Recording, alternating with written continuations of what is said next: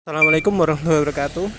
Kali ini seperti yang penulis jelaskan sebelumnya, penulis sudah pakai skok skok yang baru. Ini skok DBS, harganya sekitar 345.000. Jadi di skok baru ini ada yang bilang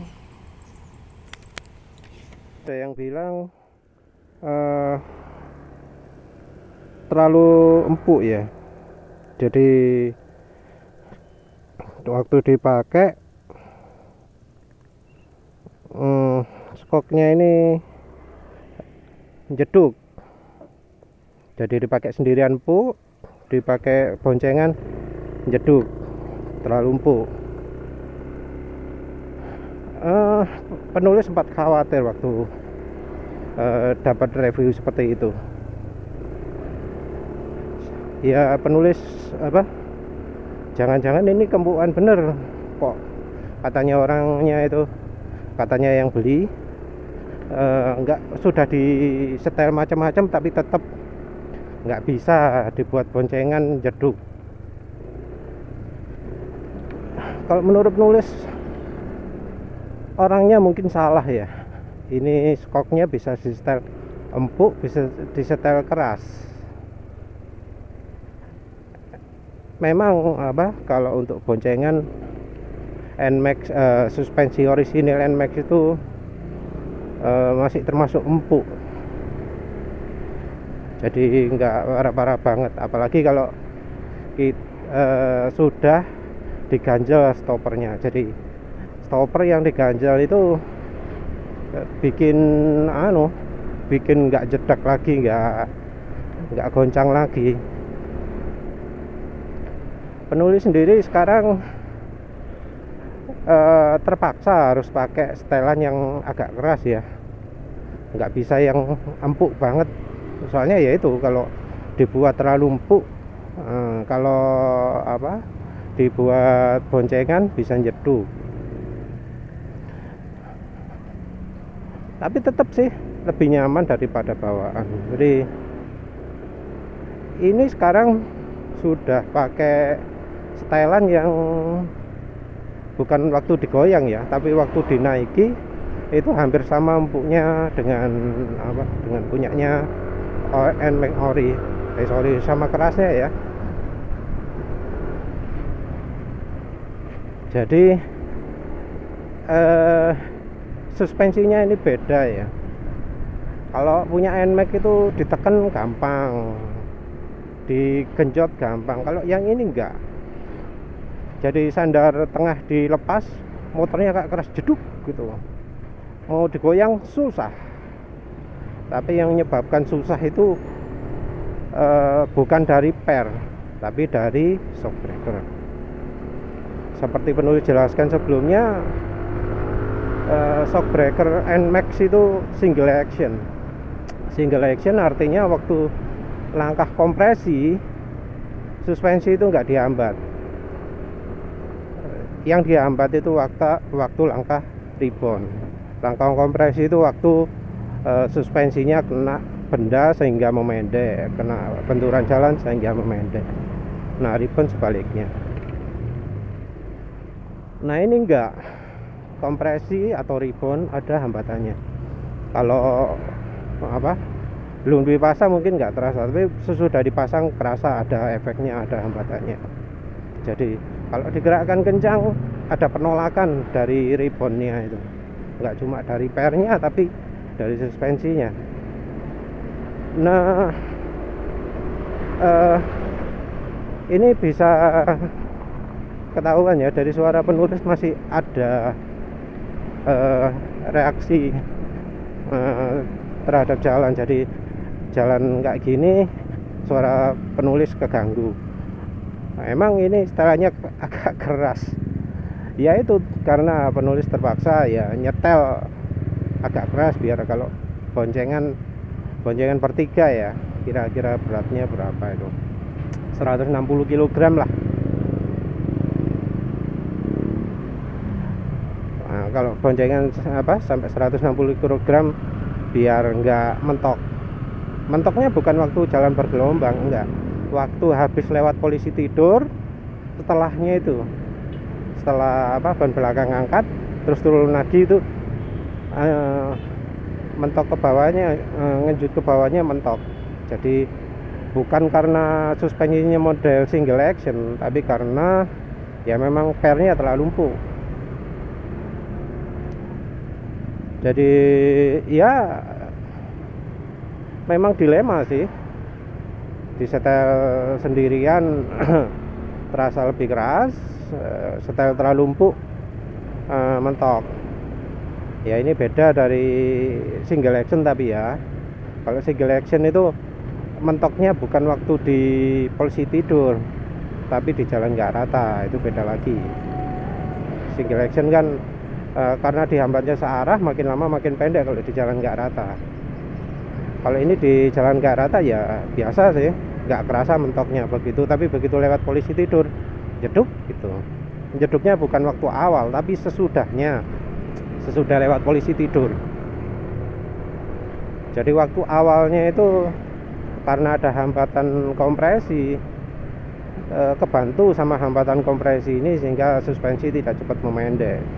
Nah setelahnya karena hubungannya sama beban jadi terasa.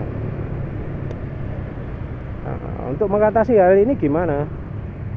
Penulis berencana pakai ganjal per, pakai damper, pakai spring buffer. Jadi ada model ganjal per yang merek Pro Balance, merek Balance damper dan seterusnya. Entah bisa pakai yang murah atau mahal, nggak tahu lah. Nggak perlu sampai yang beli merek Valen damper harganya mahal, nggak karu-karuan. Ya sebenarnya merek lokal pun ada yang mahal, satu buah 120.000 ada merek lokal.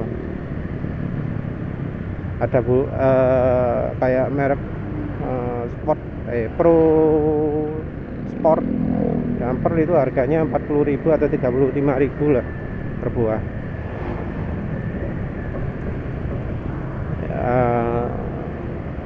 Ya tapi begini aja sudah lebih nyaman daripada punya NMAX, walau memang ini setelan keras. Nggak tahu lagi, ini mungkin karena setelannya berlebihannya, nanti lambat laut penulis sesuaikan. Tapi ya idealnya mungkin harus pakai ganjal stopper, tapi yang pakainya kalau cuma mau boncengan aja. Jadi sport dampernya, ganjal pernya dibawa terus, nanti kalau udah mau boncengan baru dipasang.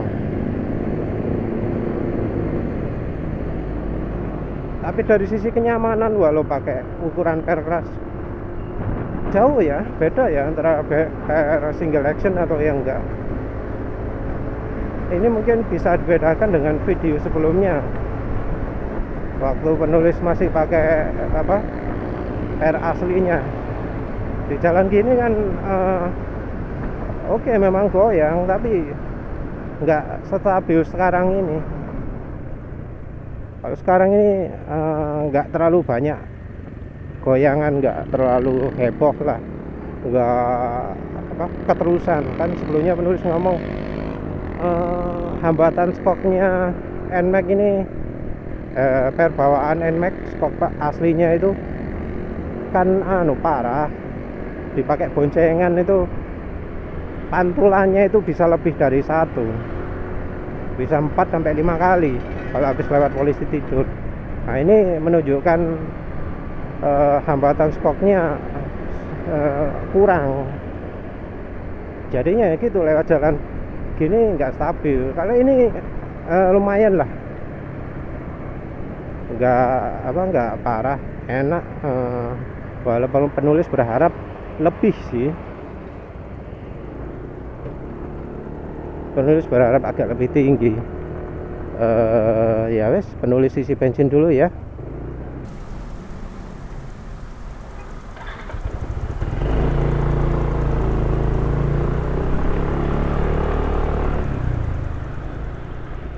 Ya lanjut lagi.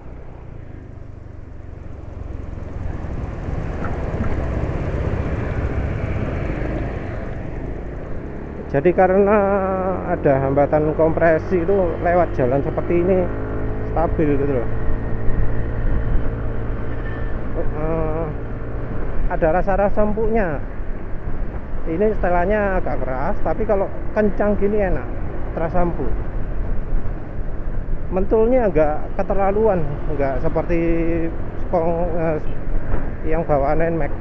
Ya maklum ya, kalau teknologi punya apa skok bawaan itu kan dilema. Kalau dibuat keras, terlalu keras, hambatannya ya, kalau hambatannya dibuat terlalu keras bisa mentok waktu jalan nggak gini.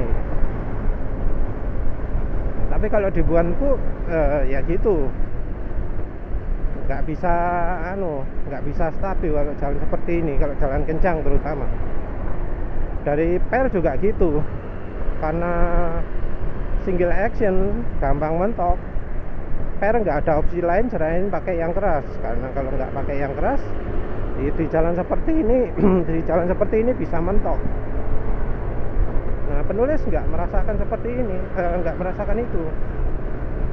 Ini sekarang setelannya sporty lah, bisa disebut gitu, karena ini enaknya kalau dibuat kencang kayak gini. Ini di jalan kencang gini terasa empuk skoknya, stabil. Jadi untuk membandingkan skok itu paling gampang adalah dengan membandingkan dengan skok depan. Skok depan itu kan tetap nggak dirubah, tinggal dilihat bagian mana yang goyangannya lebih banyak. Nah, sekarang ini depan dan belakang hampir seimbang. Jadi goyangan motor itu hampir seimbang ya. Pinginnya sih jadi seimbang. Jadi ketika lewat jalan di jalan bisa zet gitu loh. Jadi ada kalau motor biasa kan gini. Nah, itu pinginnya bisa naik turunnya bareng gitu, depan sama belakang. Kalau istilahnya itu flat ride gitu ya. Flat ride itu artinya waktu lewat getaran jalan bergelombang itu depan sudah kena duluan kan, belakang belum. Nah, depannya dibuat sedikit lebih empuk daripada belakang. Belakang dibuat sedikit lebih keras. Kalau ini rasanya mungkin belakang agak terlalu besar. Cuma kalau dibuat kencang loh ya, itu rasanya lebih matching dengan depan. Kalau dibuat pelan, yang depan kerasa keras juga. Jadi ukuran kekerasan suspensi itu kan gabungan dari dua, yang satu dari hambatan skoknya, dari shock breakernya, yang kedua dari pernya. Nah, ini penulis nggak tahu ya, bisa kelihatan nggak dari video. Soalnya kan biasanya rekaman penulis kalau lewat jalan jalan beton tadi itu kelihatan kocak. Nanti dilihat kalau pakai skok baru ini bisa lebih santai. Sebenarnya penulis itu pingin beli yang 285 DBS ya. DBS versi berapa itu? 766 mungkin? Lupa. Yang jelas itu modelnya mirip dengan DTG YSS DTG Evo. Jadi YSS DTG Evo itu YSS DTG yang versi paling baru. Modelnya untuk nyetelnya pakai uliran, bukan pakai step, bukan pakai jeduk klik-klik gitu ya.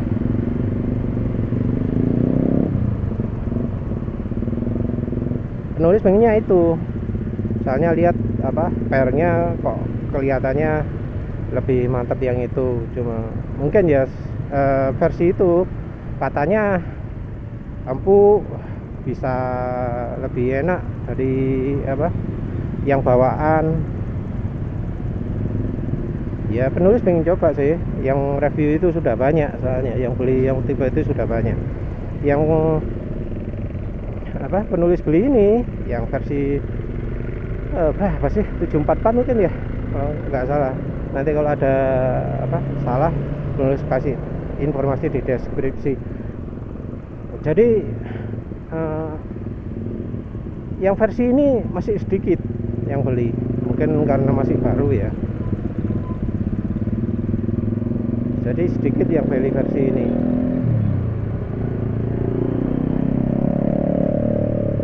Yang review juga ada satu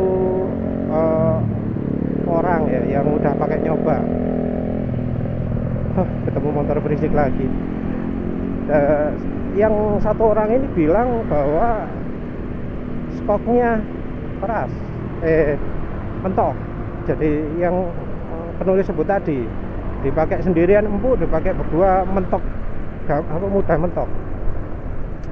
Emang gitu kalau setelan preloadnya nggak dipakai. Orangnya bilang sudah dicoba macam-macam, itu mungkin karena orangnya salah yang diputer.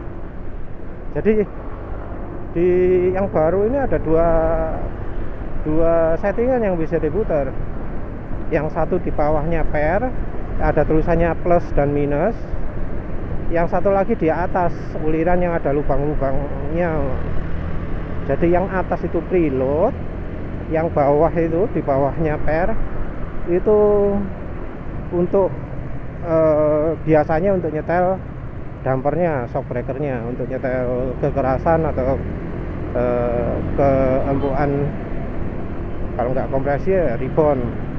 Cuma di yang skok model ini setelannya nggak fungsi. Bisa bunyi klik klik klik klik, tapi itu hanya aksesori saja, nggak fungsi. Wah, ini info. Jadi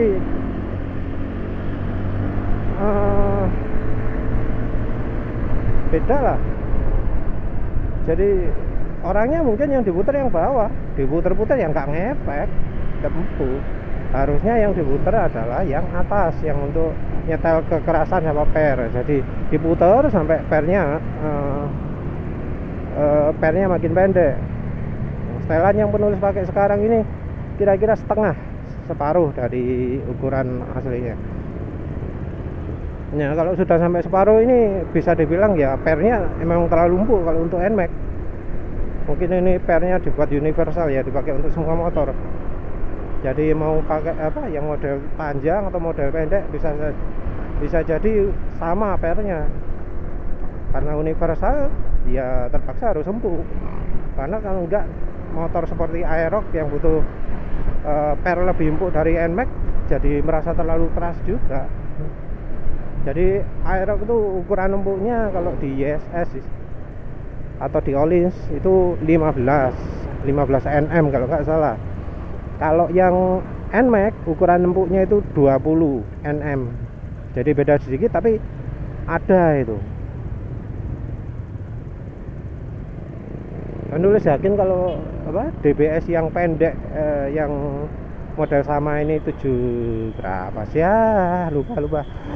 Ya pokoknya kalau yang ukuran lebih pendek pastinya akan juga terasa empuk di Aerox.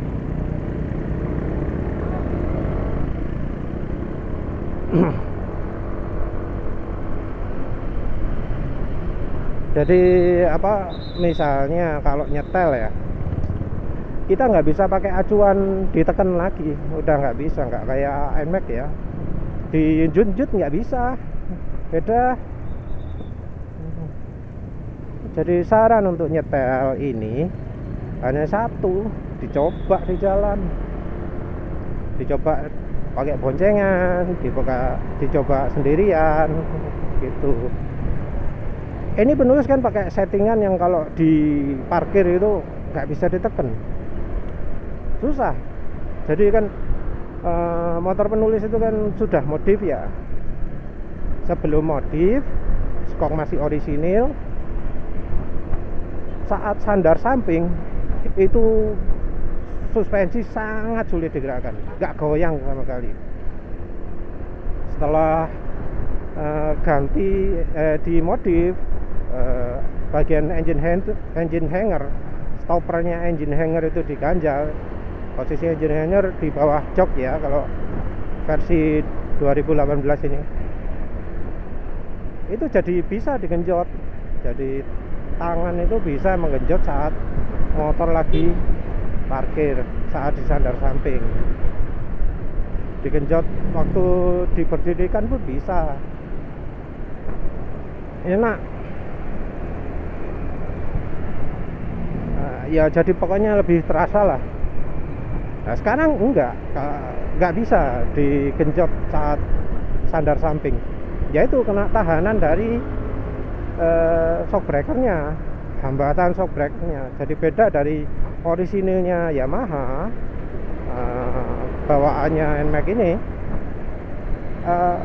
yaitu kehambat waktu kita genjot itu. Genjot pertamanya itu kehambat, karena kehambat jadi tersan kuras gitu.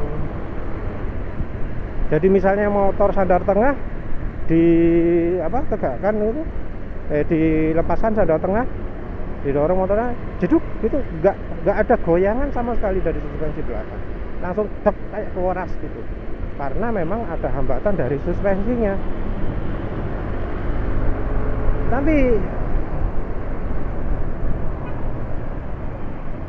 Tapi walau gitu, kalau kita bebani ya, jadi jangan digenjot tapi dibebani. Kita motor diberdirikan, terus kita tekan bagian belakang pakai badan atau pakai tangan, dua tangan atau gimana lah, pokoknya dibebani. Itu turunnya kira-kira kalau sekarang setelan penulis ya, setelan keras ini sedikit lebih banyak daripada kalau pakai orisinilnya. Jadi turunnya agak banyak lah, sedikit tapi ya namanya juga setelan keras, sedikit lebih banyak lah. Jadi dari skok aslinya, kalau dalam posisi disandar, kalau dalam posisi diberdirikan terus dikocok, itu rasanya keras, lebih keras dari bawaan. Tapi kalau di bebani enggak, agak sedikit lebih empuk sedikit ya. Nah tapi kalau dibawa jalan beda. Ini kalau dibawa jalan oke, goncang, tapi enggak separah yang bawaan. Ingat ya, tapi ini setelan keras loh ya. Penulis nggak pakai setelan empuk. Kalau pakai setelan empuk beda lagi.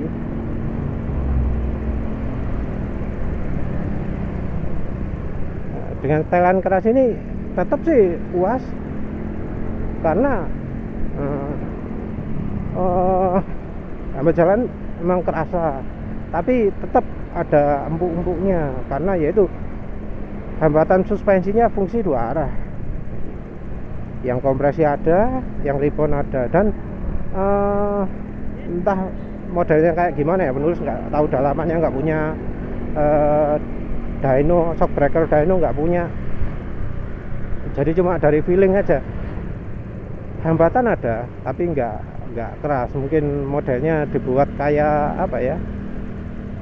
kayak punya Ohlins gitulah. Jadi awalnya agak besar, peningkatannya itu nggak ekstrim, tapi lebih ke melandai. Jadi gerakan suspensi cepat, hambatannya nggak besar.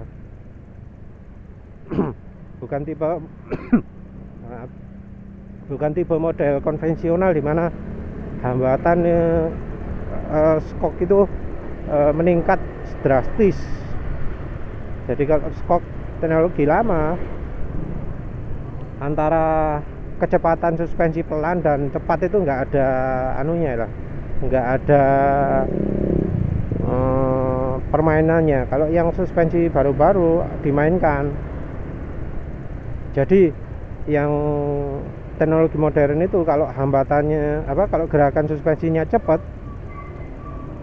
hambatannya dibuat nggak terlalu tinggi, masih ada empuk-empuknya. Jadi kena kayak polisi tidur, hambatan jalan, itu nggak nyentak. Dan penulis merasakan itu di skok ini. Ya mungkin karena si DBS ini mungkin copy paste ya. Jadi Racing Skok pernah bongkar suspensi yang model Öhlins, ternyata nggak cuma luarnya yang sama, dalemannya sama, mulai dari valve-nya, ukuran pistonnya, dari lubang-lubangnya itu ternyata sama persis dengan punya Öhlins. Ya karena sama dengan punya Öhlins, otomatis secara handling ya bisa mendekati punya Öhlins juga. Mungkin yang beda dari cairannya, bisa aja kayak cairan atau apa. Tapi karena sama, ya feelingnya juga hampir sama. Dan ini penulis rasakan juga. Ini penulis pakai setelan kencang, tapi dipakai di jalan gini terasa empuk. Emang nggak empuk-empuk banget, tapi empuk. Ini setelan keras loh, setelan untuk boncengan bertiga, beban 160. Ada terasa keras kalau dipakai sendiri, terutama kalau di jalan lambat, tapi empuk. Model empuknya apa ya, gimana ya, sulit kalau menjelaskan soal skok ini. Soalnya empuk itu macam-macam. Yang jelas kalau dari reaksi awal kena hantaman kena perubahan jalan ya, tambalan di jalan itu nggak ada sentakan. Adanya sentakan itu setelah lewat polisi tidur atau misalnya setelah lewat tambalannya. Jadi waktu ada permukaan aspal yang lebih tinggi, nabrak ya pakai ini, nggak ada nggak ada sentakannya. Sentakan terjadi kalau misalnya jalan jadi turun. Nah itu baru terasa.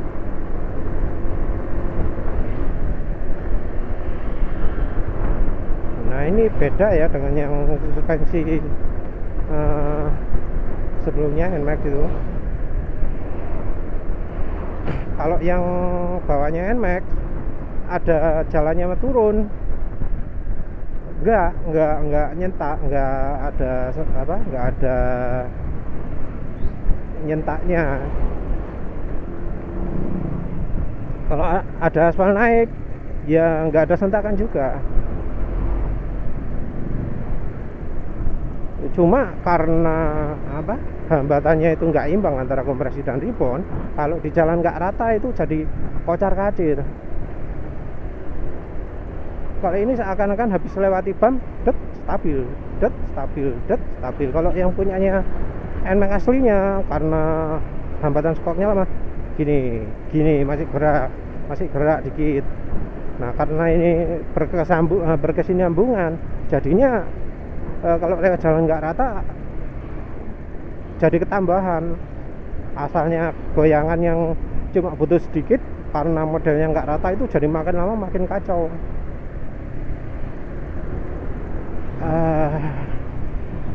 Gimana responnya ini? Jadi secara kenyamanan, suspensi ini jelas meningkatkan kenyamanan. Bukan di kecepatan di bawah 20 kenyamanannya yang terutama terasa itu, tapi di atasnya.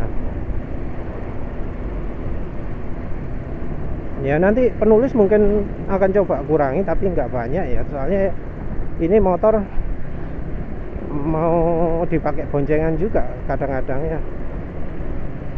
Kalau dibuat terlalu empuk ya itu nanti kalau di habisnya polisi tidur jadi jedak.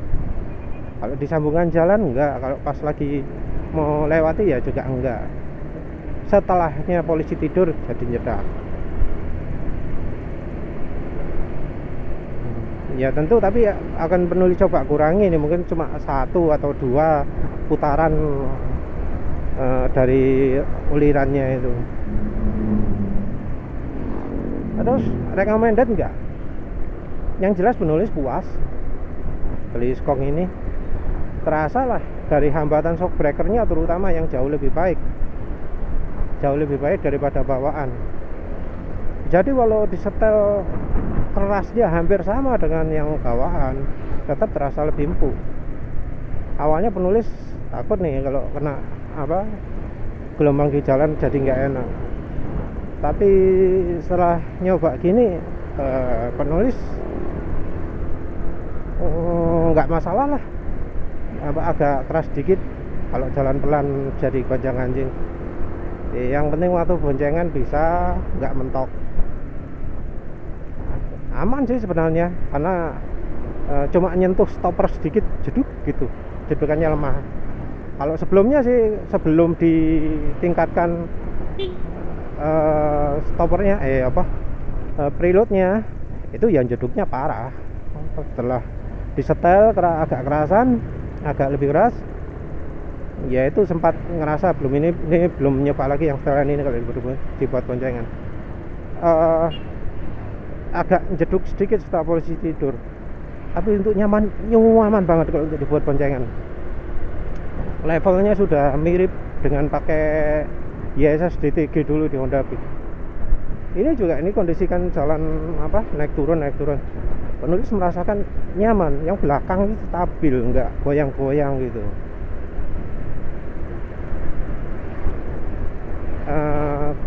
Kalau untuk yang mau beli, ya menurut penulis ini cukup baik. Harga cuma 345, seperberapanya itu, hampir ya sepertiganya harga yang orisinil. Jangan lupa juga stoppernya harus diganjel, kalau nggak gitu bagaimanapun ya tetap menjedoknya. Ya wes lah, itu aja intinya. Ini skok penulis puas, jadi kalau mau pakai ya silahkan, recommended lah. Sudah sekian saja, terima kasih sudah menonton. Assalamualaikum warahmatullahi wabarakatuh.